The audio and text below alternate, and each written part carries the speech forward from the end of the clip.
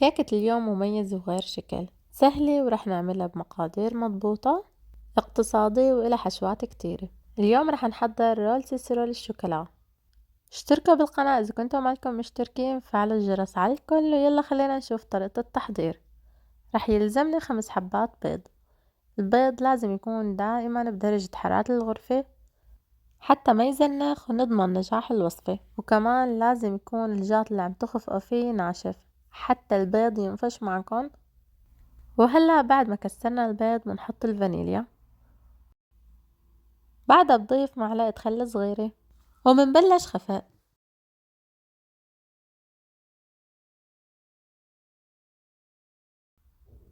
بنخفقن ليتضاعف حجمهم ويصير قوامهم فاتح وكريمي.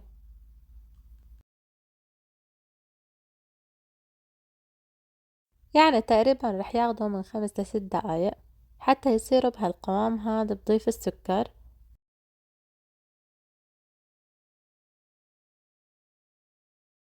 ضفت 3 معالق كبار من السكر، بخفقن لمدة دقيقة.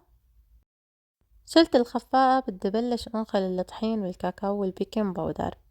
حطيت 3 معالق كبار من الطحين، كمان نوعية الطحين لازم تكون مخصصة للكيك. حطيت 2 معلقة كبار من الكاكاو الخام الغير محلى، ومعلقة صغيرة بس ما تكون كتير معباية من البيكنج باودر، ورشة ملح صغيرة.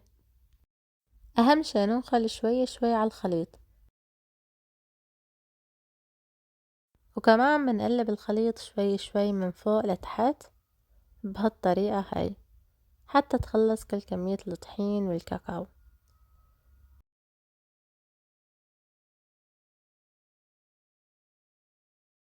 وأنا وعم قلب بدي أضيف 2 معلقة كبار من المي الفاترة.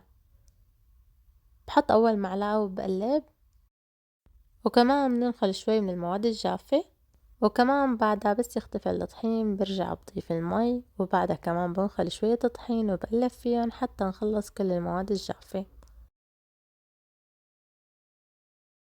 وبصينية الفرن الكبيرة مديت ورق الزبدة ودهنته كتير منيح بالزيت. بنزل الخليط عليه وبوزعه بشكل متساوي. بندخله على فرن حامي ومضبوط على 200 درجة مئوية، وبنشغل عليه من فوق ومن تحت على رف أعلى من الوسط، وبنخبزه من 4 ل5 دقايق بس.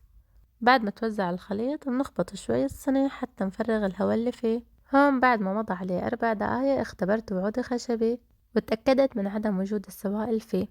طفيت الفرن وتركته كمان دقيقتين. أهم شي ما تطلعوه فورا من الفرن، لازم تطفي الفرن وتتركوه من دقيقتين ل3 دقايق، وتترك الباب شوي مفتوح. رشيت على الفوطة النظيفة شوية سكر ناعم وقلبته مثل ما شفته للجهة التانية. وهلأ بالقماشة لفيته بهالشكل هاد. نتركه ليصير بدرجة حرارة الغرفة، وبهالوقت رح اخفق الكريمة. الكريمة لازم تكون باردة، بخفقها مع معلقة سكر بودرة. ننتبه ما نزود بالخفق حتى الكريمة ما تفرط.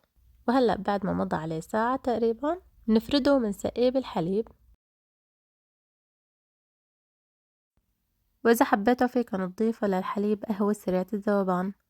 تقدروا كمان تستبدلوا الحليب بأي نوع عصير متوفر عندكن. بعد ما نخلص تسقية الكيك بنوزع الكريمة. كمية الكريمة بس تكون كتيرة بتعذبكن وبتطلع لبرا أثناء اللف.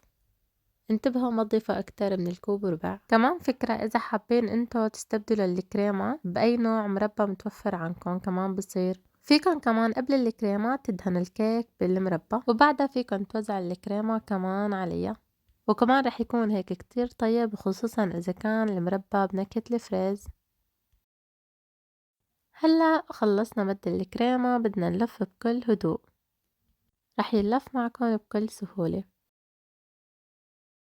وإذا صار وكسر معكن كملوا لف ارجعوا لفوه بالقماشة، رح يتماسك وما رح يأثر عليه أبدا.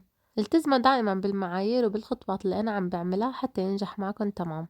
كمية البيكنج باودر بس تكون كتيرة الكيك بكسر معكن وما بينلف معكن بسهولة.